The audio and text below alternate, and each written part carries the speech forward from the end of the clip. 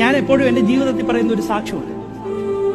ഞാനും ഒരു സാധാരണപ്പെട്ട ഒരു ഭക്തനായിരുന്നു, സാധാരണപ്പെട്ട ഒരു മനുഷ്യൻ. എന്ത് കിട്ടും അപ്പ എന്ന് ചോദിച്ച് ദൈവത്തിന്റെ പുറകെ നടന്ന ഒരു ചെറുപ്പക്കാരനാണ്. സന്യാസി വൈദികനൊക്കെ ആയെങ്കിലും എന്റെ ജീവിതത്തിലും ചെറിയ ചെറിയ ആഗ്രഹങ്ങളെങ്കിലും ഒക്കെ ഞാൻ വെച്ചു പുലർത്തിയിട്ടുണ്ട്.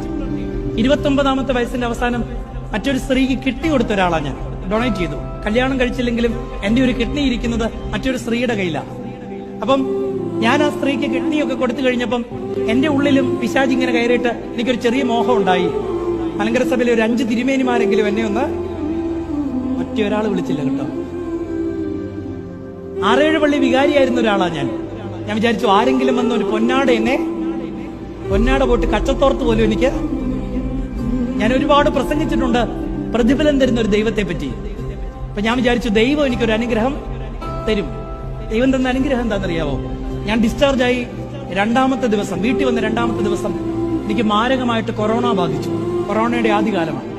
7 ദിവസം ലേക്ക് ഷോർ ആശുപത്രി നരകം എന്താന്ന് കണ്ട ഒരച്ഛനാണ് ഞാൻ. പണ്ടേ ദുർബല പിന്നെ ഗർഭിണി എന്ന് പറഞ്ഞ പോലെ എനിക്ക് ഒരു ഗതിക്ക് പരഗതിയില്ലാതെ ഞാൻ വല്ലാതെ ശരീരം കൊണ്ട് ക്ഷീണിതനായിരിക്കുന്ന ഒരു സമയത്ത് 7 ദിവസം മാരകമായ പ്രതിസന്ധികളിലൂടെ ഞാൻ കടന്നുപോയി. ഞാൻ ദൈവത്തോട് ചോദിച്ചു, എന്നാ ക്രൂരനാ താൻ?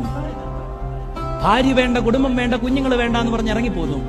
ഇപ്പൊ ഇതാ ഒരു വലിയ കാര്യം ചെയ്തു എന്ന് ഞാൻ മനസ്സിൽ ചിന്തിച്ചിട്ട് അതിനൊരു നന്മ കിട്ടിയില്ലെന്ന് മാത്രമല്ല, എന്നോട് ഈ കൊടും ക്രൂരത കൂടെ ഞാൻ ചോദിച്ചതാ കേട്ടോ. പക്ഷേ കൊറോണ പിന്നെയും 3 വട്ടം എന്റെ ജീവിതത്തിൽ വന്നു. ദൈവം കൊണ്ടുപോയില്ല. ഇന്ന് 35-ാമത്തെ വയസ്സിൽ അച്ഛൻ എന്തിനിങ്ങനെ പ്രസംഗിച്ച് നടക്കുന്നു എന്ന് ചോദിച്ചാൽ ഒറ്റ ഉത്തരം പറയാൻ വേണ്ടിയിട്ടാണ്. ഇന്ന് ഈ അനുഭവങ്ങളിലൂടെ എന്റെ കർത്താവിനെ കടത്തിവിട്ടിട്ട് എന്റെ ജീവിതത്തിൽ ഞാൻ രുചിച്ചറിഞ്ഞ ഏറ്റവും വലിയൊരു സത്യമുണ്ട്. മറ്റൊന്നിനും വേണ്ടിയല്ലാതെ, മറ്റൊരു അധികാരത്തിനോ പദവിക്കോ സ്ഥാനത്തിനോ മാനത്തിനോ അംഗീകാരത്തിനോ ഒന്നും വേണ്ടിയല്ലാതെ എന്റെ ഹൃദയം കൊണ്ട് ഞാൻ വിശ്വസിക്കുകയും സ്നേഹിക്കുകയും ചെയ്യുന്ന ഒരു കർത്താവ് എനിക്ക്, ഞാൻ പരിപൂർണമായിട്ട് അങ്ങനെ ഒരു ദൈവത്തിൽ വിശ്വസിക്കുന്നുണ്ട്. ആ ശക്തി എനിക്ക് ലഭിച്ചത് ഈ കുർബാനയിൽ നിന്നാണ്.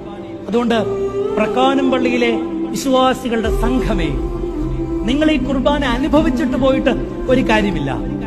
അനുഭവിക്കുന്ന നിങ്ങൾ നിങ്ങളുടെ ജീവിതം കൊണ്ട് ഒരു കുർബാന ഒരിക്കലും ജീവിതത്തിൽ പരാതികൾ പറയും. ഇന്ന് വാർദ്ധക്യത്തിലിരിക്കുന്നവർക്ക് ഏറ്റവും വലിയ പ്രതിസന്ധി എന്താ? ആരും ഞങ്ങളെ ഒരു പരാതികളും വേണ്ട കേട്ടോ. ചിലപ്പം നിങ്ങളുടെ വൈഷമ്യത്തിൽ വഴിയെ കൂടെ പോകുന്ന ഒരു ബംഗാളിയായിരിക്കും നിങ്ങൾക്ക് വെള്ളം തരാൻ. ഏലിയാവിനെ തോട്ടിനരികിലേക്ക് വിട്ട ദൈവത്തിനറിയാം തോട്ടിലെ വെള്ളം പറ്റുന്നിടത്ത് ഏലിയാവിനെ പോറ്റേണ്ടതിന് മറ്റൊരു ഉപാധി. അതുകൊണ്ട് ഇന്ന്